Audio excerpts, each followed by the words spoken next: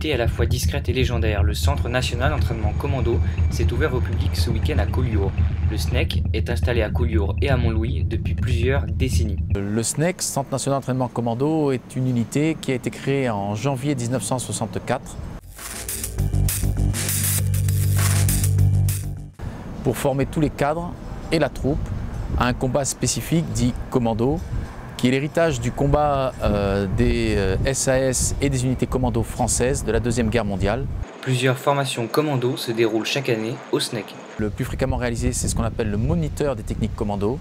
C'est un stage qui dure 4 semaines, 3 semaines à Montlouis, environnement montagne, 1 semaine à Collioure, environnement côtier. Le deuxième stage le plus fréquent, que nous faisons le plus souvent ici, c'est ce qu'on appelle l'instructeur des techniques commando. Donc c'est le niveau au-dessus. Le combat au corps à corps fait partie des techniques enseignées aux stagiaires du SNEC. Le C4 forme les spécialistes au combat rapproché.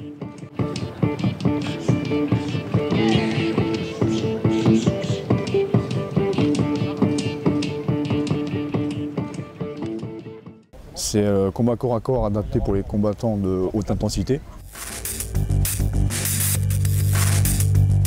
Saturation, de coup reprendre l'ascendant psychologique et physique sur l'adversaire pour ensuite éventuellement résoudre son incident de tir pour pouvoir utiliser ses armes de dotation.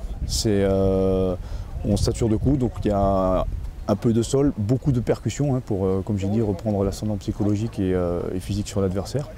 La troisième dimension est indispensable aux militaires en stage au SNEC affectés dans les forces spéciales ou toute autre unité commando désarmée.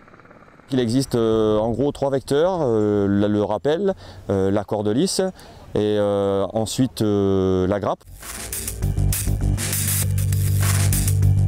Ces 3 vecteurs sont bien différents pour extraire des journalistes, pour arriver rapidement sur des objectifs ou alors pour s'extraire d'une zone, on va dire, de guérilla urbaine. Elles sont généralement utilisées par les différentes forces spéciales de toutes les armées et nous on arrive à en bénéficier et de faire des petits entraînements à notre niveau.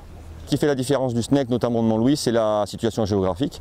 Donc on utilise beaucoup de mouvements de terrain, des vallées encaissées, la météo qui est particulière. L'altitude aidant, la portance est moindre, donc les pilotes ont un peu plus de mal à manier leur engin. Donc on va dire tout ça cumulé fait que c'est des conditions particulières. L'hélicoptère est un outil incontournable. La synchronisation avec les équipages est parfaite pour ce type de manœuvre. Mon rôle aujourd'hui, c'était de piloter la machine dans un apport vraiment technique. Là c'est du pilotage pur. Là la clé pour nous sur les aérocordages, c'est de ne pas bouger, de tenir un stationnaire propre. C'est de prendre des repères visuels dans l'axe et sur le côté assez net et par rapport à ça, dès qu'on décèle un mouvement, on essaie de le corriger au plus fin pour ne pas bouger. Et on a aussi en soute un 4e homme qu'on appelle un MOS ou un aérocordeur spécialisé. Et qui lui à la voix va nous guider selon ce qu'il décèle. Donc on a effectivement des repères visuels nous-mêmes, mais aussi vu qu'on ne voit pas les commandos descendre, puisqu'ils sont derrière, à l'arrière de la machine, on a nos yeux pendant cette opération-là. C'est ce MOS qui nous guide, qui nous dit à droite, à gauche, le premier descendu, le deuxième, ainsi de suite. Et donc on se fie absolument et rigoureusement à ce qu'il nous dit.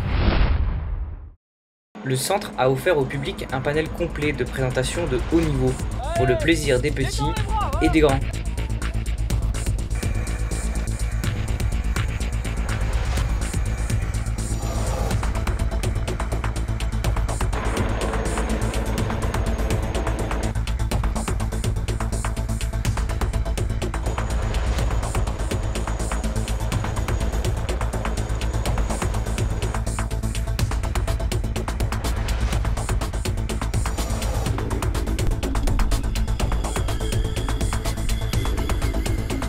C'était trop bien, super.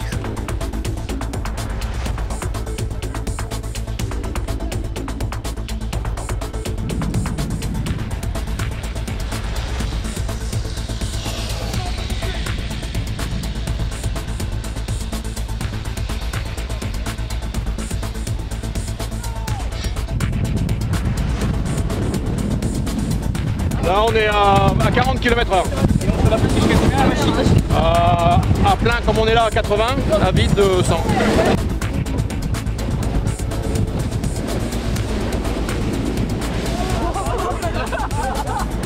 Ah bah c'est sympa, bon, pour ceux qui ont eu l'honneur de le connaître en version militaire, il y a la version civile qui est plus tranquille, plus calme.